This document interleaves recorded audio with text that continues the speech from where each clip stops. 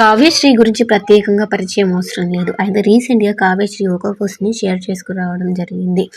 అయితే కావ్యశ్రీ వచ్చేసి సొంత ఊరైనటువంటి కర్ణాటక బెంగుళూరులో జన్మించారు. ఈమె కన్నడ అమ్మాయి.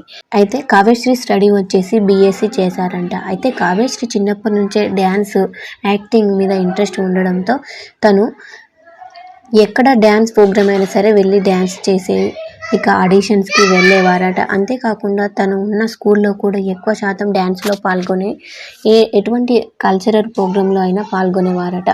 ఇక కావ్య గారి అమ్మగారికి కూడా కావ్యని సీరియల్స్‌లోకి కానీ, సినిమాలో కానీ ఇక పంపించాలి అని ఒక ఆలోచన అయితే ఉండేదట. ఇక కావ్యశ్రీ అమ్మగారికి కోరిక మీదకి కావ్యశ్రీని సీరియల్ ఆడిషన్స్‌కి కానీ, ఇక ఏదైనా షో ఆడిషన్స్ జరిగినా సరే కావ్యశ్రీని తీసుకొని వెళ్ళేవారట కావ్య అమ్మగారు. ఆ విధంగా కావ్యశ్రీ ప్రతి ఒక్క సీరియల్ ఆడిషన్స్‌కి వెళ్ళి వచ్చేవారంట. ఆ విధంగా కన్నడలో ముందుగా నీలి అనే సీరియల్‌లో యాక్టింగ్ చేయడానికి కావ్యశ్రీకి ఛాన్స్ వచ్చింది. ఇక ఆ తర్వాత తెలుగు ఇండస్ట్రీకి వచ్చిన కావ్యశ్రీ ఇక అభిమానులని తన వైపు మలుపుకుంటూ వచ్చింది. ఇక ఆ తర్వాత నిఖిల్ కావ్య పరిచయం తర్వాత వీరి లవ్, బ్రేకప్ ఇదంతా జరుగుతూ వచ్చింది. అయితే కొద్ది రోజుల క్రితం ఒకరిని వదిలి ఒకరు ఉండలేకపోయిన వీరు ఇప్పుడు ఎవరి దారే వారు అన్నట్టుగా ఉన్నారు.